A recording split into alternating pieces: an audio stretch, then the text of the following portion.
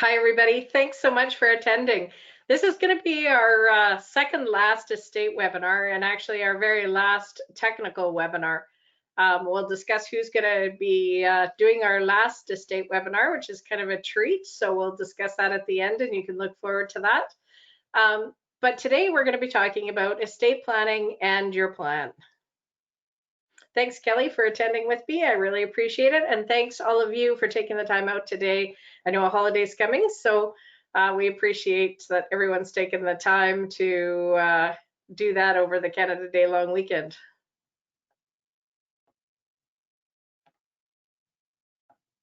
So what is estate planning? Of course, you know, there's the Merriam-Webster dictionary that basically comes up with the definition of estate planning as the arranging and disposition of one's estate through the use of wills, trusts, insurance policies, other devices, which is getting a little bit closer to what estate planning truly should be.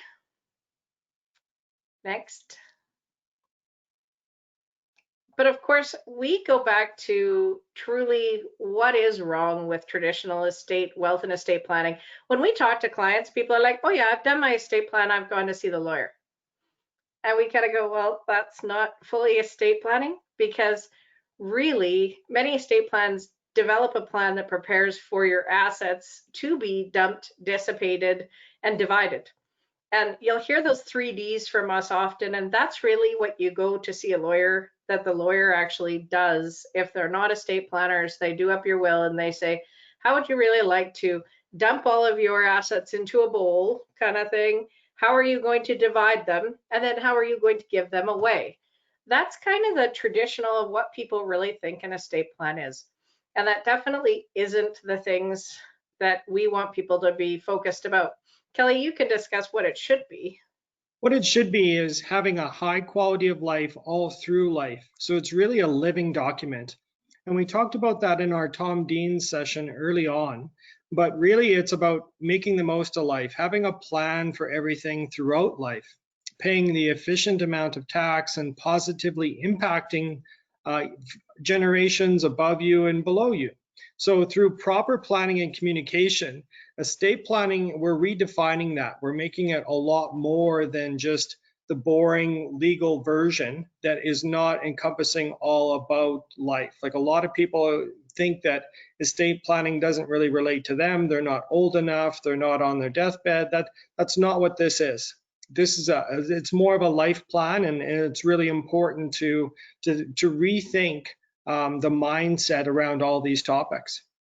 There's a ton of positivity in it, and we'll go through that in the next slide here and ongoing. And I know we have quite a few people here today, so we wanted to make sure that this is a little bit more interactive throughout our session. So remember to enter your questions as we go, and we're going to actually be stopping in between different sessions. So this might go a little bit longer today. We're hoping not, but we might stop in between sessions so that, you know, if you have a topic that comes to mind right as we discuss a slide, throw in that question, and we're going to be stopping in between and making sure that we address questions that might be pertinent to a slide that we put up.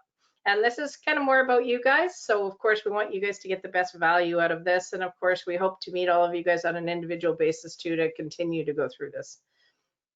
So of course, here's my slide. And I wish that, you know, this weren't true and could be so much better planned. As a Tower Group office, as what's called CEAs, which is a Certified Executor Advisor, we sadly see more people doing their wills and their personal directive documents and everything when they've got diagnosed with terminal cancers, when they're in the hospitals, when they finally say, well, I've changed my mind on all these things that I want to do. And of course, then comes in the factor of capacity, and we have to have multiple lawyers come in and check capacity, whether or not you're able to sign these documents and do this type of stuff. So we are trying to plan people because, you know, a will, power of attorney, and personal directive, like we've said before, we need planning. We don't need just a will to be put in place and then you're going to start saying all of these kind of things that you want to see happen. This is unfortunately more often than not. So what we're trying to do is have people be ahead of the curve. Next. Yeah, and wills are important, but they're a starting point. all printing business in town. After lots of procrastination, Joe and Jane finally get around to preparing their estate planning for their business and their boys. So without knowing much about the process, they march down to their attorney's office. Months later, they receive a stack of papers along with a huge bill. Although they aren't quite sure what they've done, they feel content. They place the papers in their safety deposit box with all of their other important papers. A few years later, Joe died. Jane had been a mom and had never run the business. Sadly, key people decided to go elsewhere, and it threw the business into utter chaos. Jane died a few years later, leaving the boys to pick up the pieces and distribute the estate and deal with the business. Before they could transition what was left of the business, sell the property, and split up the bank accounts, they had to go through probate court, which could take a lot longer than the boys ever thought. All the delays and hassle caused several fights between them, and the business continued to spiral. But what was truly sad was that most of the issues could have been avoided if Joe and Jane had spent more time studying their business succession and estate planning options before they did it. And this is what we see again with most businesses as well as people. Because, at the end of the day, this sentence is very true. Everyone thinks it will all be just fine. I've seen the lawyer, I've got my documents, it's all going to work out. It doesn't. So, exactly like this, like we talked about, our mission is to fix that and to really make people think about these kind of things, because exactly that scenario with the business owner, we've seen all too many times, especially in oil and gas, the bank comes a calling. And so, of course, the bank starts panicking when the customers are going somewhere else, and the bank starts kind of going, customers are going elsewhere. We haven't got a partner. There doesn't seem to be any insurance money coming in. How is that other partner dealing with the business? What's happening? The key person's gone. We're calling in loans. And then all of a sudden the family's like, well, I don't have 200 grand to pay for a loan.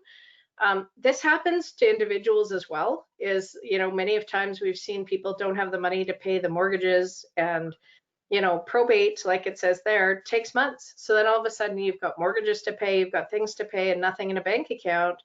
Families often panic, and it's like, okay, how do we deal with this? What do we do?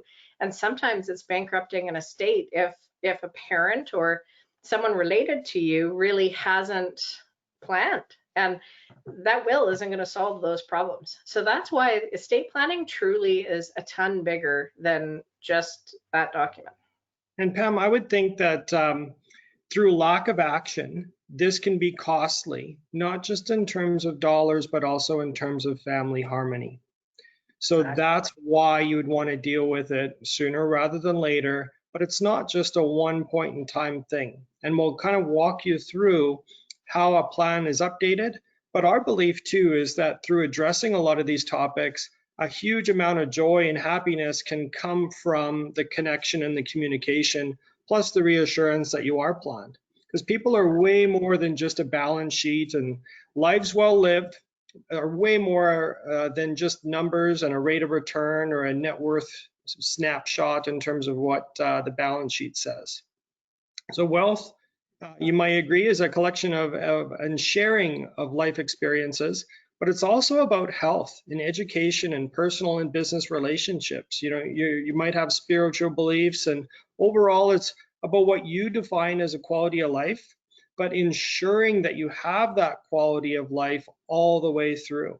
So money is simply a tool to get what you want out of life, but we can help make the most of the tools available and the best practices. That's why we're here. And what we've been told by you is that our greatest value is often assisting with perspective, different mindsets and objective opinions, as well as helping you make more confident decisions.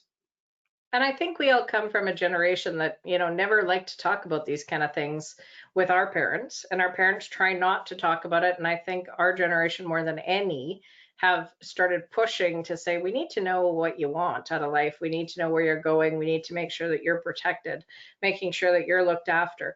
And I think all the way along, our generation has taken a little more responsibility for what we see for our parents and things like that.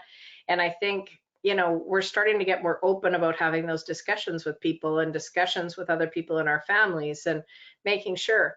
And it's interesting because we do have clients that are very focused on, well, what's my money going to get for a rate of return? And what am I making? What am I doing? And sometimes they don't plan. And sometimes they haven't done their estate planning. They really haven't done a retirement plan properly. And it's like, well, I've got this number in my head, and that number is going to allow me to retire. It's going to allow me to do all my estate things. It's going to allow me to do a whole bunch of things. And those often have been the biggest nightmares that you end up having to deal with at the end, because they might have the money, but then the tax that gets paid is astronomical. And the family kind of goes like this and said, like, we could have saved so much more. And I agree with them that you could have. And Pam, I think things are changing. I think people are becoming a little less secretive, but it's only through communication. And even if we open that door to saying, okay, well, here is what we could discuss, or here's a first topic, or a lot of times that's why we're offering a second opinion to those people close to you. It's not for our benefit.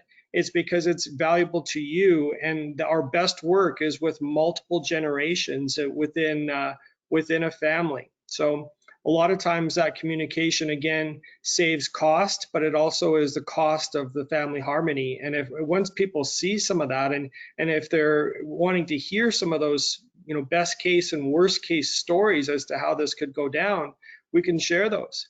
And again, like, this isn't all these topics. These aren't things that pay us. Like, if you complete a will, that doesn't compensate us. Like, why we're so passionate about this is because that's what our purpose is. Our overriding mission is it really gives you the big picture to your financial plan, is encompassing these topics within that plan. Let's keep moving on. So what we hear from most people all through life, we always ask people this question. And of course, as many of you who have done our wealth creation system for their plan have then graduated and moved on to what's called our What Matters Most plan, which is starting to get into more of this in-depth estate planning. And, like Kelly said, we're very passionate about what we've done here. We're very different than most financial advisors in that sense, that we do have our certified executor, so that if your family does have something happen, we support you straight through the way. And that's why we formulated this What Matters Most, is so that if something happens, that call can be made to us, and we've got everything documented for all of our clients. So it is a huge mission for us. And of course, when we've asked our clients, what matters most to you?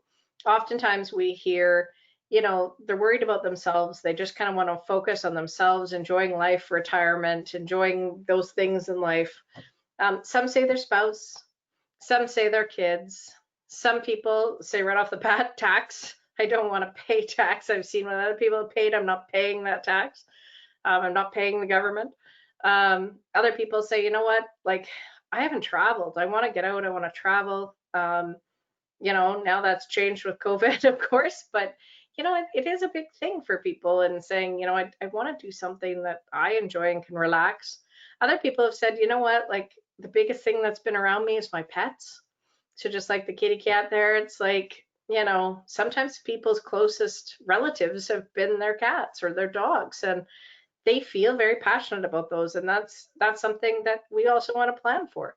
Or it might be that health malady that they're kind of facing right now that is really their focus. And it's like, well, I need to focus on me, and I need to focus on getting better. So instead of estate planning, think of it as what matters most planning. Many people want to work on their legacy, or we even have a tool called a legacy journal that helps you kind of create a memoir. Or it might be as simple as just spending more time with grandkids and that type of thing. So really the methods that we use are the same for each file, but the output is unique, just like a fingerprint, to each household.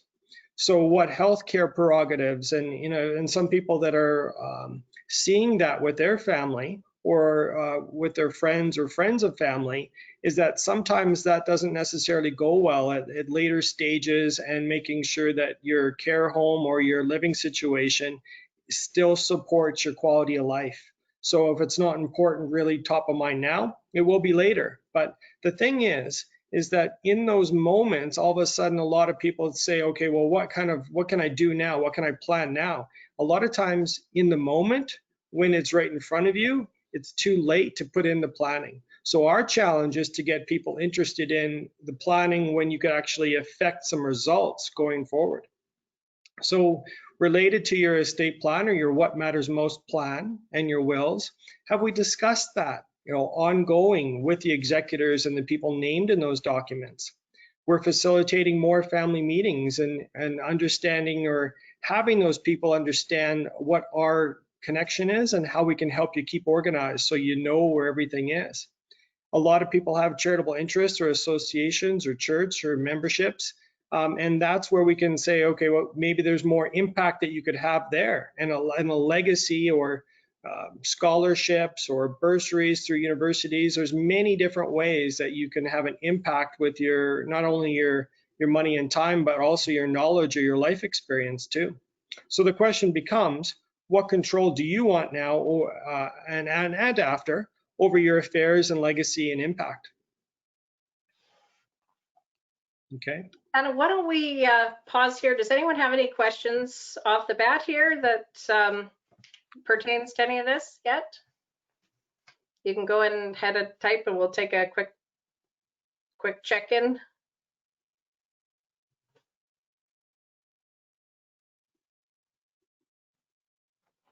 Any questions, Jeff? No, it looks like you guys are just nailing everything.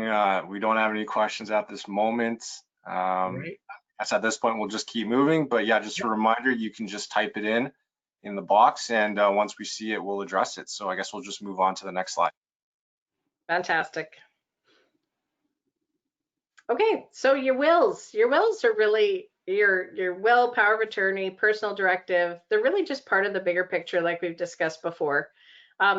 Really, these documents should address the plans that you have in place. And a lot of people kind of think, well, I've set up accounts or I've done this. It's bigger than that as well. You really want to connect to, who you are, what really matters most, your connection to others. Do you really want money going to certain places? A lot of people just kind of say, oh, to my kids, it's good. And, think about charities that you can contribute to. Think about other things that you can give to and make an impact for, because oftentimes your kids don't need everything. And, you'll tend to find the really wealthy really recognize that and say, I want my children to build as I've had to build. That's super important. We want them to actually learn how to work. We want them to learn so that they're not inheriting the mother goose kind of thing and golden goose and not doing that kind of stuff. So charities and things like that become very important. But also when we talk about like personal directives, we often talk to people because they just get the lawyer to put in whatever terms that they have for a document. And we have medical professionals who say, hey, here's this medical duties of care that are 10 steps, 5 steps in some hospitals, but there's a duty of care that actually exists out there that you can say, I want this, but I don't want that. I want to give my eyes away, but I don't want to do this. You can do all of that in a personal directive. And I beg to also say how you want to be cared for and what you always did is really important. So if you always give gifts to your children, that's something that you want your personal directive and your power of attorney to be able to do should you become incapacitated. And, I've seen personal directive after personal directive that says nothing about giving away gifts. It says nothing about, hey, I want to be in the best care home. I want to be able to pay for this, this, this, this, this. It doesn't say anything like that. And it's like, that is your document that speaks for you. So if you are not going to spend the time with the lawyers to have your voice heard, that's important in all of that. And so I beg to say, don't just do a normal template and think you're done, because you got to make sure that's your voice, not the lawyer's voice or not some template document's voice. So, and this is the other point that we come across quite a bit is people go, how much is it? How much is it to do these documents? And, those are the same people that have just bought the trailer, just bought the car, just bought the quad, just bought toys, but yet you cringe for paying $1,400 for a proper estate plan, will, personal directive, power of attorney. Most really good lawyers that are estate lawyers will charge you anywhere from about $12 to $2,000, depending on how complicated. But I'll tell you, they're worth a whole lot more than the $500, $600 ones we've seen out there. When it So doesn't have to just be limited to the will and the documents Pam just mentioned, you could add in more notes or details and then have a meeting with your executor once a year, or note those with our file, like last letters, for example. So you could have those letters written and pre-addressed, and if something happens next week, those letters will be distributed to the people that you care about. A lot of times related to this will, and if people are writing last letters, we encourage them to give it away while they're around, while they're alive, as part of this process. And it brings you closer to those people. It's a chance to say things that you haven't otherwise said. And maybe that's useful every year. It's like, hey, if I'm not here at the same time next year, here's things I should have said or I want to say, and bring that to the top of mind. It's almost like we all have these mortality shocks, and we gain a perspective, and we really kind of make better connections and focus on what matters most in the moment. But if we can generate those moments ourselves, that's what matters here, right? This is where we can really put that plan to use for yourself, and we can help with some of those documents and that preparation. On to the next. So of course, some of you have attended our sessions, have seen this before. And the questions we often get when you're even doing a will document is, why do lawyers need to know all of our detailed assets of assets and debts? Well, this is exactly why, is because we're dealing with your assets and debts in your estate. So if you've forgotten something, then your estate plan is not complete. And so we need that detailed list. And a lot of people are like, oh, you know, my parents got this land and it's in my name, but then they mention it after they've done everything, and you're like, okay, that affects all of this, and we have to have a tax plan in place, and we'll discuss later why that matters.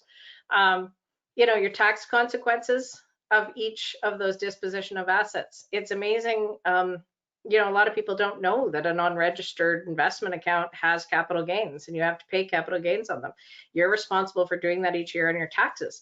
So we have to calculate that for your estate plan. Same thing with, you know, TFSAs, RSPs, pensions, your stock accounts at work, your stock option plans at work. All of that ceases on your estate, and we have to know how to deal with it properly. We have to know what things are available for a rollover. Your insurance, of course, and when we say placed properly, is sometimes people have businesses, and it's like, have you planned that properly for your business? A lot of people are like, oh yeah, I think I have key person. But, you know, have you really thought about, you know, if you were gone tomorrow, who's running that company? Because that company exists beyond you. Who's running it? Have we insured them? Have we gotten them enough cash to replace you at the end of the day? Like, do they have enough? Is there enough to also pay out your beneficiaries? Is there enough to deal with the shares if we want it to be an ongoing concern? If we're passing it on to a son or something like that, and they're going to succeed you in the business, is there enough to keep everybody happy? Is there enough to keep the banks happy? All of those things and how it's structured or placed properly is super important. How your options for jurisdictions. So if you're in Alberta or if you're in BC, a lot of people are like, well, you know, I'm going to move to BC later and I'll just figure it out later. No, we have to figure that out way ahead of track, because of course estate taxes are way different in BC, which again we'll talk about later. And reviewing your beneficiaries, super important, because again, time and time again, and I'll even, you know, an estate that actually was a friend of mine that just passed away last December, same kind of thing, as she had a beneficiary on that was still her parents. And, you know, at the end of the day, you want to make sure that, you know, you've reviewed everything. And that was an old pension that she had from 10 years before that none of us even knew about, that we got a statement and we were like, what, where did this come from? So you have to really go through everything that you have there.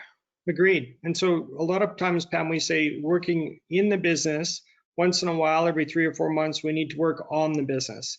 Same thing with life. You're living life, and then once in a while, every 3 or 4 months, that's why we design those connection points. We need to work on the life plan.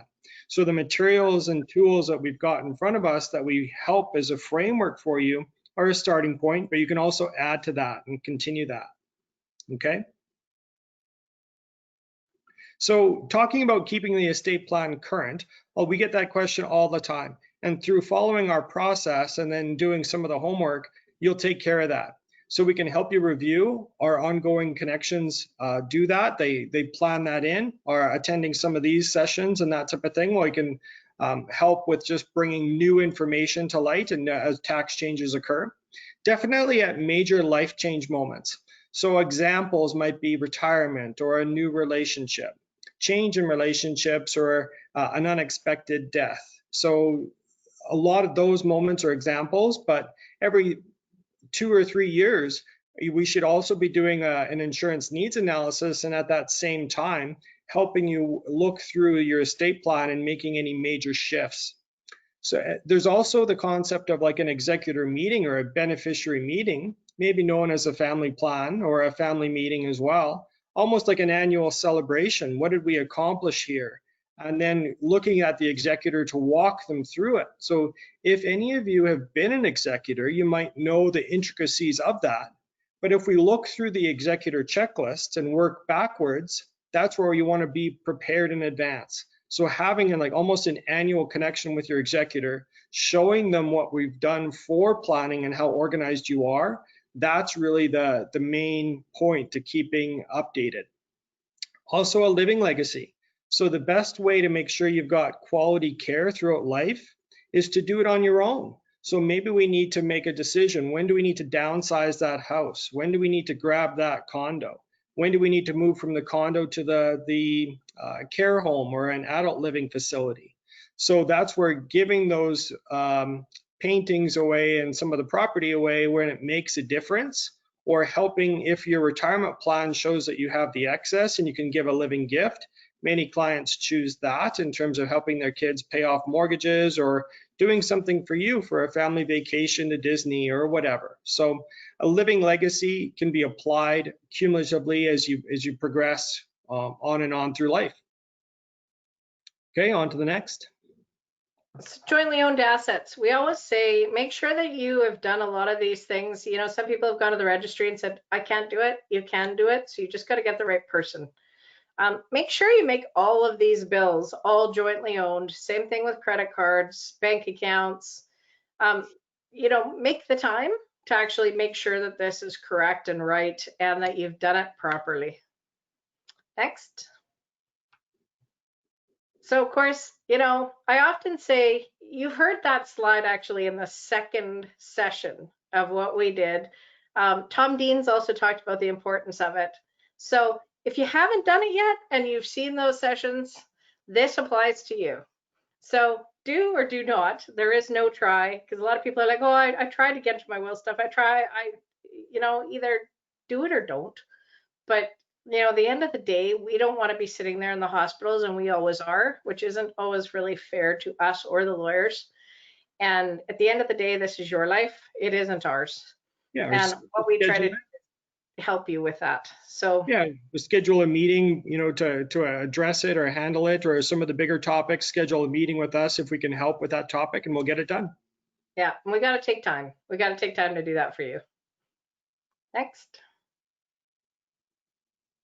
So being organized. So we've kind of talked through about a lot of this in the past, and we want to be mindful of time, so we'll kind of speed up. But the financial plans and the system that we offer really start that and give you a really good framework for being organized. Our What Matters Most binder that most of you need to be introduced to is a great opportunity to take that planning to the next level. For those of you that haven't completed the Willing Wisdom Index and have received that link, it only takes less than 10 minutes, and it's critical. It's critical for you understanding where your score is at, but also helping us with the action plan for what needs to be addressed. And then we almost need to do that index or that scorecard every year to look at progress. Do not diversify banks. So some people have many accounts across different institutions. As you know, we're direct, and that makes no sense. So pick a bank, have the accounts open that you need to and the credit cards open that you need to, have them joint and move on. What else do you own or owe that's not reflected in your financial binder? A lot of times people are surprised that we don't know about a motorhome or land in Saskatchewan. Like, help us understand what is beyond us, but more importantly, take that accountability to be organized on your own and add to those binders and the tools that we create. Okay? And I think the most important point there too on banks is, you know, you have to have an actual will, an actual copy of your will, a copy of your death certificate for every single bank. You can't take a photocopy. You actually have to have registered copies from the lawyer, which costs this lots of that money. So, you know, the more banks you want to do, and I'll tell you right now, all of our online accounts for people who have passed away, online could care less about settling an estate like a major bank. So keep that in mind, is that, you know, you might be getting that extra 1%, but that's going to cost you a lot of headaches, possibly time, and possibly thousands of dollars with the lawyers. So the 1% that you got extra doesn't add up to that. So, you know, you always want to be dealing with some of the major banks. When land and property, we could talk about for a day, but Pam, can you give the highlights of this? Of course. So, you know, when a title is registered, you know, you want to look at how the land is registered. And a lot of people, when we've asked them, they're like, oh, I don't know, I think it's just joint. Is it joint tenancy? Is it joint tenants in common? Is it joint with somebody else? You know, and BC versus New Brunswick versus Alberta is all different. United States is completely different. So you want to be aware of how that title is actually registered. You want to be known whether or not you're named on any kind of family land, because of course all of that has tax treatment that you have to worry about. So if you've got somebody who's in an active farm, you may be able to actually roll that property over, but it depends whether or not it's actively farmed.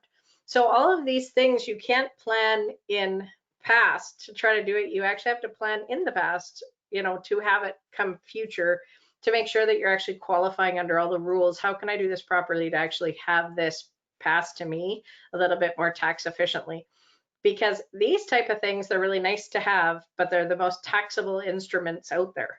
So that's something to consider, is yes, you have to pay tax on all of these things. So if you plan on them going generation after generation, there's different ways to deal with them where you don't have to pay all that tax up front or in the end. BC. So BC is an interesting one because we see a lot of people who start here and end up in BC or end up in the US. Just realizes that, you know, in the US, that's taxable because they don't have, even on a principal residence, they don't have the same tax treatment that they do as a principal residence where it's tax free. They pay tax on that, and they also get tax breaks for the money they pay on their mortgage. So that's all taxable to you.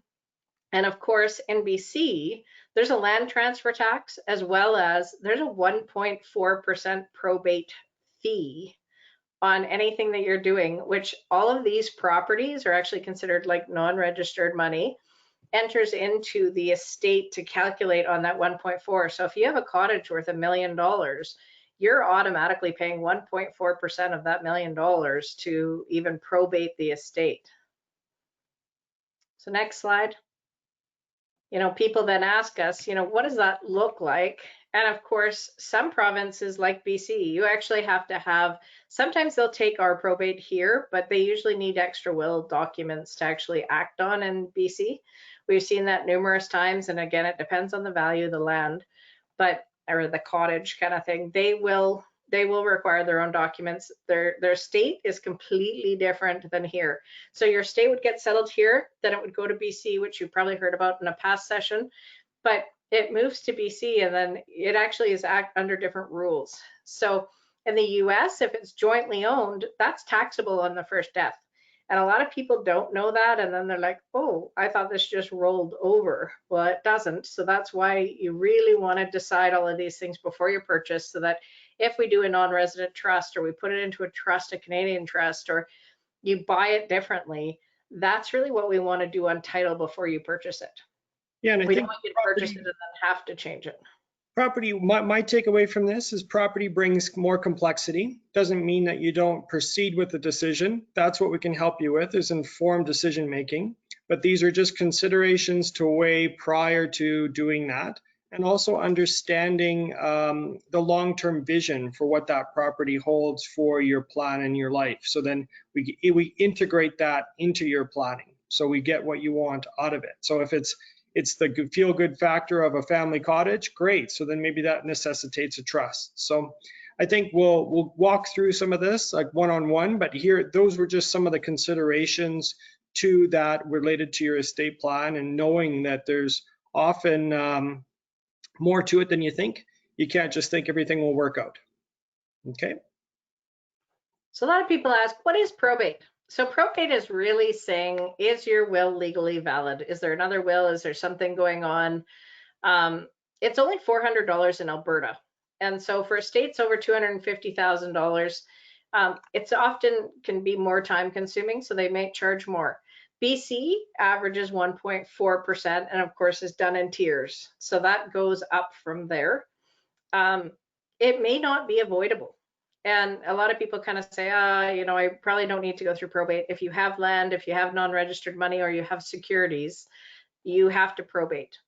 If you just had segregated funds, that actually bypasses probate and they're not on public record. So let's say you have someone that you really love in your family that everybody hates, or you have somebody that, you're like, my family just doesn't agree with how I feel about this or this person or this thing. You can actually buy a segregated fund account and leave it to them, and that will bypass all of your estate. You could also buy it for a family that you do love, and you say, I want them to get that money right away. Usually we see segregated funds transfer to the next owner within 3 days. So this is something that can be done quick, easy, and it's worthwhile to have in your estate for sure.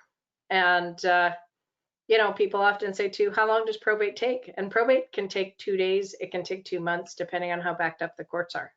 So that's something to always consider with this is, you could be in limbo for a couple of weeks of getting this to get everything to people. So we try to right off the bat push a little bit. Yeah, and it's not necessarily scary. It just might be a reality. And it comes down to properly planning, or even with an annual executive meeting with our help, saying, okay, well, what happens if I'm gone next week? And kind of walking through those details so that we can just be as prepared as possible. And then it'll make the process as seamless as possible. Okay. Perfect. And we'll take a break here and pause just before we go on to the accounts to see if there's any questions on that. Anything yet, Jeff? Not at this time, no questions, but yeah, just a reminder, if anything comes up, just type it in, and then once we see it, we will address it. Perfect. So thanks, Jeff. Have a designated beneficiary. Of course, in other sessions, we've obviously talked about the importance of this is making sure that you have a proper beneficiary on everything. A lot of people think about their kids and say, well, I want my RSPs to go to my kids, but yet you have a spouse. The spouse will get a tax rollover of tax-free money where it's taxed to your kids. So we want to make sure that you're putting the proper designations on so that you're not in a huge taxable position. There might be other things we can give to your kids instead, like insurance or maybe those seg funds that we have in there. So we want to look at what the designated beneficiaries are, because anybody who's a disabled child or a dependent child or somebody that way that is a designated spouse, then you can actually roll it tax-free. So, and we also want to make sure that those match your will, because many people have put somebody on a beneficiary 10 years ago, like we were talking about, and then their will says something completely different.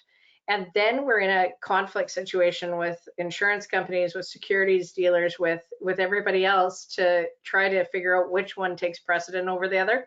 So we always want to make sure that these are ride together all the time, which means, like Kelly was talking about, we have to update things. We have to update your wills all the time. And You might in not general, like it after a while and want to change it. anything that you can designate a beneficiary on is wise to do. You don't just want to choose a state and have it work out through the will and make an assumption. Like, there's often a rationale for having that designated beneficiary listed. And a lot of times people just forget about some work plan that existed, or a group benefits thing, or a Canadian Tire credit card, who knows what. But if there's anything that can have a designated beneficiary, you want to make sure it's named. Next.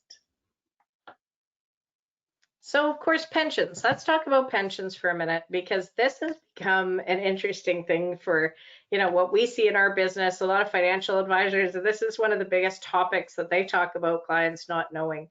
When you have a pension through work, you have the option to have a beneficiary. Many people don't put a beneficiary on them, and they should.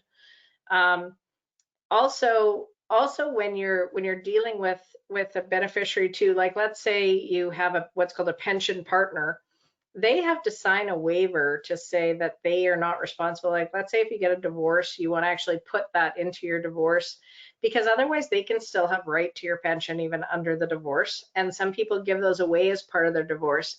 But what they've done is selected what's called a single life pension. So you get more money on a single life pension, but what happens is basically that ends on your life. So a lot of times those payments discontinue as that person passes away. And if that other spouse then is in retirement and depends on those payments, all of a sudden they're passed away, the divorce agreement never dealt with that, and now they don't have the money. So something to think about. You can get a joint life that's not reducible, and you can get one that is. And of course, then you get less money than what you did as a single. So you always want to calculate that, because a lot of times there's, we've done the calculations for a lot of people where you could buy your own insurance, give the person the same amount of money, but get a higher payment. And at the end of the day, that usually works out better than taking some of the joint pensions at the end of the day to do that. So want to do that? Your joint life not reducible might be 85% of what the single life would be. The joint life reducible might be 70% of the payout at the first death for that other person. So with a lead time, like you just mentioned, Pam, with planning horizon, you might be able to get the same amount as the single life or even more through proper insurance that would kick in upon that first death. Yep, exactly. On to the next. So RSPs and RIFs, so like Pam mentioned, like the rollover provisions, upon first death, they can roll tax-free to the surviving spouse. So this is pretty key, especially with common law partners or later in life if you have a new relationship. That's a pretty powerful feature where if you wanted to help that spouse, one of the first things that you can do is name them in your RSPs or RIFs, as well as the tax-free savings accounts. It goes to show on the second death, though, that there will be tax where it'll fully be included in income. And that would occur again at common disaster, where basically they look at the ages of the two people that pass in a car crash or a plane crash in this theoretical example, and then that one person, the second death, would have a taxable event for all of those RSPs or RIFs. We often see surprise RSPs that are held at the bank and that type of thing that aren't showing a proper beneficiary. So that's really key. And then Pam, did you want to finish with the seg funds on that side? Yeah, so just kind of how we talked about on the last slide, like seg funds bypass that estate. So that's if we're properly structuring them, you can have a non-registered account that actually goes from generation to generation to generation. Great. So with TFSAs, you should definitely have a successor owner for that spouse. We cover that a lot of times with our clients, but just for your knowledge, or if you have TFSAs elsewhere, or for all those people that aren't currently clients, the successor owner will allow you to seamlessly take ownership of that TFSA and merge it into one, maintaining that TFSA room as well. So you really don't want to have a beneficiary there, it's successor owner. So if there's no successor owner, which can only be a qualified spouse, then sure, name that beneficiary. Don't necessarily put it to your estate. You could name your children or whoever you choose as that direct beneficiary. Okay. RESPs, of course, they're not a trust. A lot of people think they're for my kids, so they're a trust.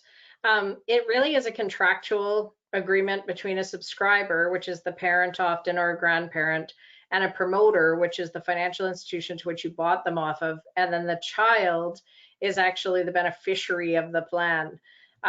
So when you pass away, a lot of people don't ever have this in their will documents either, and the RESP contract becomes part of the estate.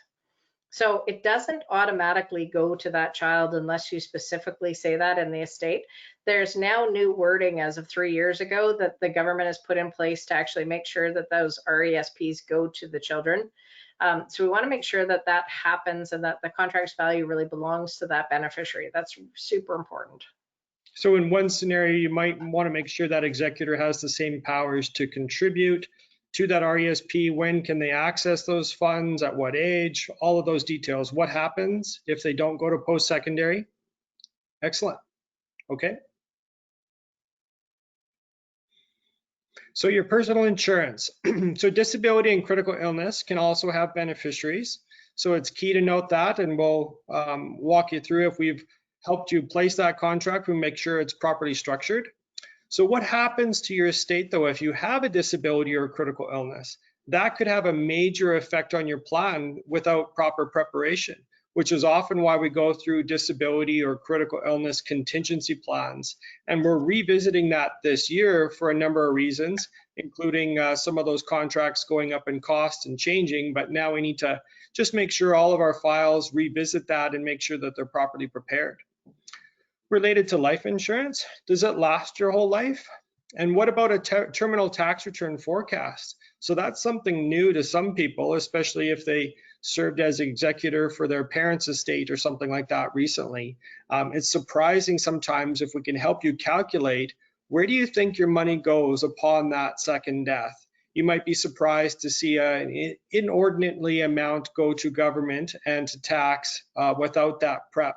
And some people don't have life insurance that lasts their whole life, which could be a problem where there's out-of-pocket expenses for final expenses. So you really want coverages for later stages of life and long-term care. Sometimes people think that their home equity will be that buffer for that topic, but that is a big portion of your estate plan. Again, making sure you maintain quality of life through your whole life. So we can definitely get into that. So let's get into more detail on each topic. So with disability, obviously protection for your income is really important. It's one of your greatest assets. It could erode your estate value. There may also be benefits payable at death in terms of return of premium or a feature that has a payout. A lot of people don't realize that. Some people can cancel their policy at a return of premium option every 7 years or at 55 and 65. And if you've got a significant enough estate value to cover that risk, you might be okay to get rid of that contract or that disability protection. So definitely planning for children with disabilities is an entirely separate topic. The government and the industry has a lot of tools available for that, and we can cover that on a one-on-one basis. So if there's people that you know that have disabled children or yourself, we'll definitely revisit those topics on a one-on-one basis. So moving on to critical illness. Again, this is something that we're seeing in practice and throughout the industry across Canada. A major unexpected cost can ruin a financial plan, or it can really impact that trajectory for peace of mind retirement spending. So it might be key to have coverage or a method of paying for some of those costs. We can go back through the specifics and some examples and some case studies. We'll have future sessions on that as well, and we have those materials available. But it's definitely, it boosts its value too if you can have a return of premium for all of your premiums paid to that point. So if someone doesn't have enough capacity through their family or through their own wealth plan to cover off a major risk, this is one of those plan records that we want to get ahead of before it's right in front of us. And again, we're talking about maintaining that quality of life all the way through. It's really hard for a lot of people to liquidate assets or go into more debt to cover those major costs, and it's happening more and more. 1 in 2 Canadians will face such an illness throughout their lifetime, and it's the leading cause of death in Canada. So we just want to get ahead of that and revisit that. So it's also important to note that you can pay it forward related to your estate plan. You could have this coverage on your kids that turns into adult coverage, and that's really key. Okay, let's go on to the next. So of course, I'd say what's really important is, what would you rather pay? Is when we're looking at this, there's a scenario of Jane Smith at age 45. They're healthy at age 75. And so what we did here is just showed a critical illness example, like Kelly was just talking about, is return a premium at age 75. You've paid into this policy a total of $70,000. You get all of your premiums back at 75. You can have all the return of premiums, or you can say, okay, you know what? I've now got a critical illness and I need the tax-free payout of my $100,000 policy, you can then get your tax-free payout of my policy if you ended up claiming on it instead of having the return of premium. So either way, what you've put in, you get back out, or you can basically have a payout of your critical illness policy of the $100,000 by paying into the $70,000. Otherwise, people go, I don't really need critical illness. I'm going to try to save on my own, which most people never add up the $100,000 at the end of the day. So they end up having to take that $100,000 out on their RSPs, which ends up being $185,000, which costs them $85,000, 185 in tax. So that's what that costs you on that RSP withdrawal. So if you don't plan, it's like, which would you rather pay? $85,000 to the government to do the same thing? Or would you rather have your own policy that you've paid in 70 that you could get the entire amount back or that 100 grand back? So, the numbers don't lie, and that's you're better prepared. Next. Then, of course, this just shows you in a different manner, exactly the same, where here's the amount of premiums you've paid in a bar graph. Here's the return of premium you'd get back at 70, 75. So you can kind of see your equivalent rate of return there is 11. Or you can take the entire critical illness benefit if you get sick. And again, people often say, well, if I invested the money, what's the difference?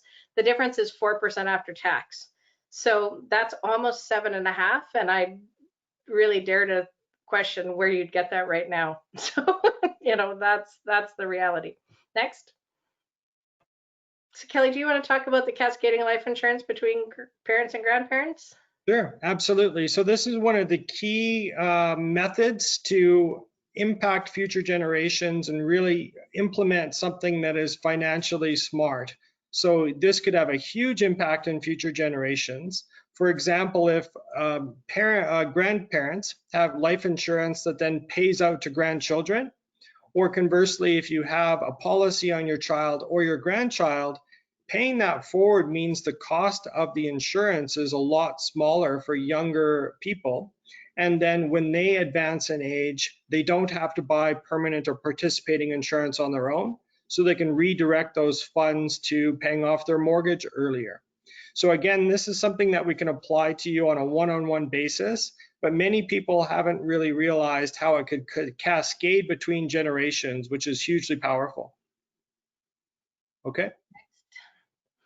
So of course, like Kelly was talking about, is this insurance can cover your entire stages of life. So you can look at, oftentimes insurance, you might have heard the story about Disney using it for a business failure in the beginning where he was really struggling and he used his insurance to actually cover the business.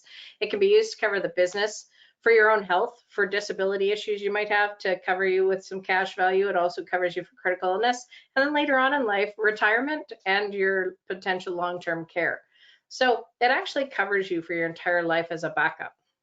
Next. Yeah, and the concept of those insurances for those topics really is that it plays a key role to the contingency plan, because usually dollar for dollar, having some insurance for those risks is the most cost-effective way to cover off the protection. And it can also mean that you get the return of premiums or the cash value back over time. So really it requires planning across a lifetime. So often it's thought of that term insurance gets more expensive every 10 or 20 years. Really, term is temporary. It really covers off a temporary need like mortgage or when there's young kids in the house. But after a while, it becomes so unaffordable, it cancels off. That's why you need to convert to permanent or participating insurance at some point. So that insurance can last your whole life and can pay for multiple decades of uses, like paying off your house or that final portion of the mortgage, assist with a critical illness if you need extra funds that you can borrow from that policy, assist with retirement in terms of subsidizing that income that we discussed in our retirement session, assist with a business in terms of, again, working capital, liquidity, and even help pay for long-term care, again, from borrowing from yourself. So it's almost like you're becoming your own bank. Pam, do you have anything to add on that? No, that was great. Perfect. Next. So estate planning for your parents. So mom, 78 years old, health issues, dies at age 85. She has some land, a cottage bought for $150, $150,000, $150 would be nice, $150,000, we see this case in our office with many people, which is why we bring this up. The value today of it is $600,000. They'd like to transfer it to their son and to their daughter. Of course, when you look at that 600,000, people say, well, can I just be put on title? Well, no, because that's actually a transfer of ownership. And a lot of people say, well, I'm just going to give it to them.